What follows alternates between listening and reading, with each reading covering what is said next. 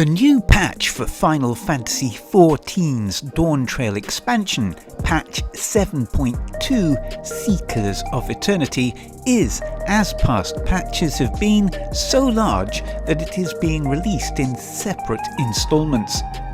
This patch series is boasting some very large, innovative additions to the wealth of content already available within Final Fantasy XIV.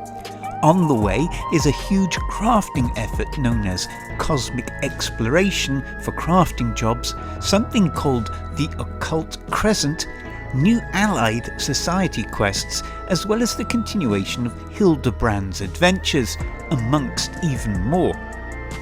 For this installment at 7.2, we see the continuation of the main story, a new dungeon, a new trial, a new cruiserweight division in the Arcadion, and even more.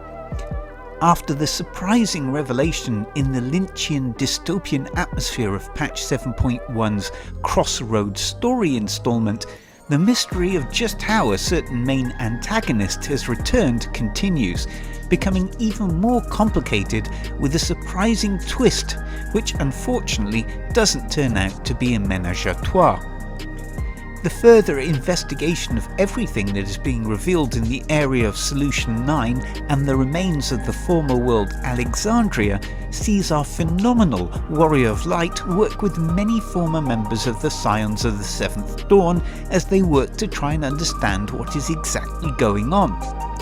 With the complication of yet another antagonist thrown into the mix, it is up to our intrepid hero to try and get to the bottom of it all, the culmination of which is the new dungeon, the Underkeep. The Underkeep is an impressive looking new dungeon with that extremely high standard of level design, artistic flair and detailing that we've come to expect from Final Fantasy XIV. The new boss encounters once again have some quite devious new combat mechanics to get your head around.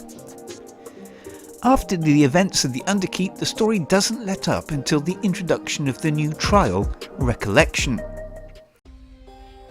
Recollection is a dazzling display of some devious combinations of familiar and new combat mechanics that are going to have players on their toes, as well as tapping their toes to yet another phenomenal original song for the raid. As if this wasn't enough, the story involving the Arcadion, Black Cat and the mysterious illness inflicting fighters there continues. As the story unfolds, our trusty warrior must once again step into the ring, with the introduction of 4 new raid dungeons in the Arcadion's cruiserweight division. However, there are some great twists along the way. Each of the new fights contains originality in their conception and execution, each displaying innovative new combat mechanics and wonderful original musical scores. As with the Arcadion's Light Division, there are weekly rewards to be obtained in the form of tokens that can be exchanged for quality armour and weapons.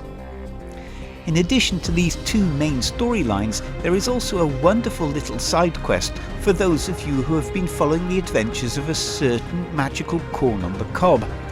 Taking place in Tulial, the story reveals an interesting slice in the magical cob's history.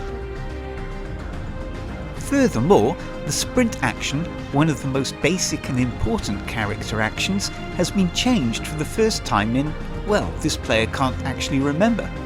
Now, when the sprint time runs out, players will gain jog status, which will allow them to continue on in a weakened peloton effect. This status remains until they enter combat. The daily duty roulette menu has a new addition, level cap dungeons, giving players a further opportunity to earn those gleamy tombstones as well as XP and gil. Talking of tombstones, a new higher level item tombstone, Tombstone of Mathematics, has been introduced, while the weekly cap for Tombstones of Comedy has been increased, which will allow players to gain quality gear much more quickly. In addition, the weekly cap for the Alliance raid Jueno, the First Walk, has been lifted, ensuring that players can get hold of the necessary tokens for item enhancement more easily. A whole host of further tweaks and changes, as well as information about the new PvP season and crystalline conflict, can all be found on the official Final Fantasy XIV site's patch 7.2 patch notes. As ever, Final Fantasy XIV augments all of this and everything that it already offers with seasonal events such as last year's Starlight Celebration, which provided a completely new area to explore and revel within. In the gaming ocean full of high peaks and unfathomable troughs, Final Fantasy XIV effortlessly glides over even the highest waves and continues to be a beacon for all who look for high-end entertainment and meticulous quality. Utter brilliance.